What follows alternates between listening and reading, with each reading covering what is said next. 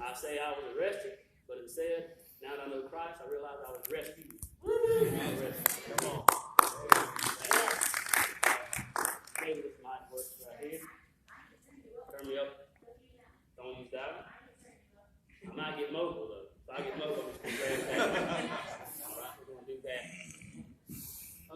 I do have a message kind of prepared. There was two of them laid on my heart, and now I have an hour to speak, so I'm going to try to cover a little bit of both.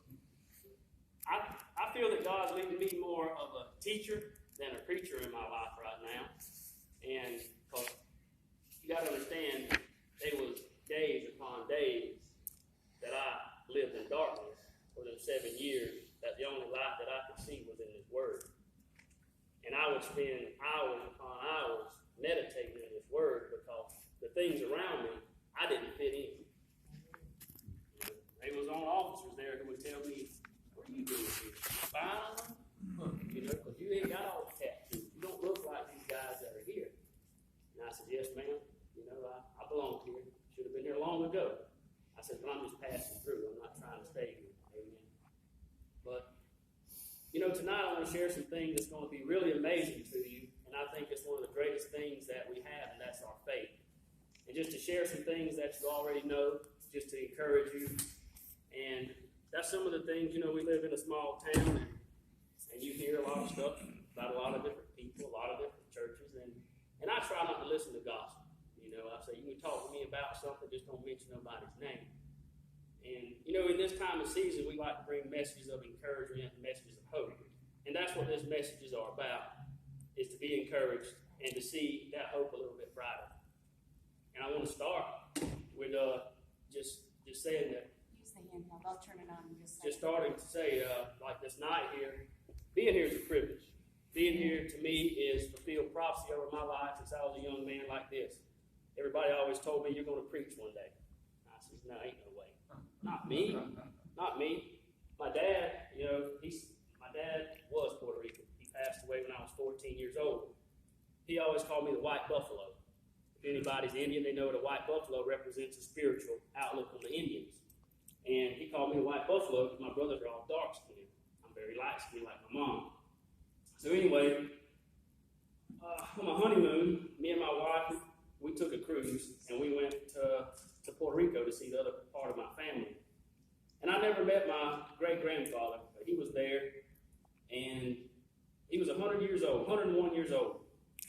And he was hugging me, and my grandmother, she could translate, and she's telling me, he's praying over you, and he's thanking God because he wanted to see you. He has prayed that he could see people from his grandson's life and his lineage before he passed. He feels like he's about to pass on. And he gave me his driver's license, what I thought they were. So later, after I got back on the ship and I pulled it out looking at it, it's a minister's card. He gave me a pastor's license. Some people may say, "Man, he cursed you, didn't he?" We can feel that way. And that helps me understand a lot. As there's places in the Bible that says, you eat of this book, and it's very sweet to your mouth. It's very sweet to your knowledge. But once it gets in, it can be very bitter. Because it is sorrowful to know so much about God and to know the love that He has. And yet there's people who sit and hear the Word years after years after years, and they still listen. And that's the message that I hope that I can help bring, to just be a little spark that can ignite what's already there. Because it is in us. Proverbs 20:17 says there's a candle that's in the heart of man. That's the light of the Lord. Everybody quotes Jeremiah 29:11 when God says, "I know the thoughts I think towards you, thoughts of peace, to give you an expected end."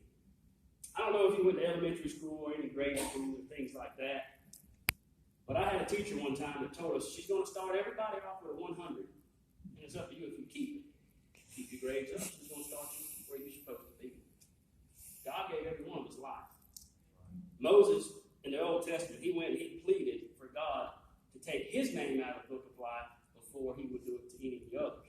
He pleaded for the people. God said, Moses said, "Lord, destroy me, I pray thee. Take me out of the book of life and keep them." Some of the church doctors in different places teach that we get our names written in the book of life when we're baptized. Some say it's when you say a prayer. Some say it's when, you just confess at the altar. There's many different ways. I've looked for it in Scripture where it could be plainly written. It's not plainly written.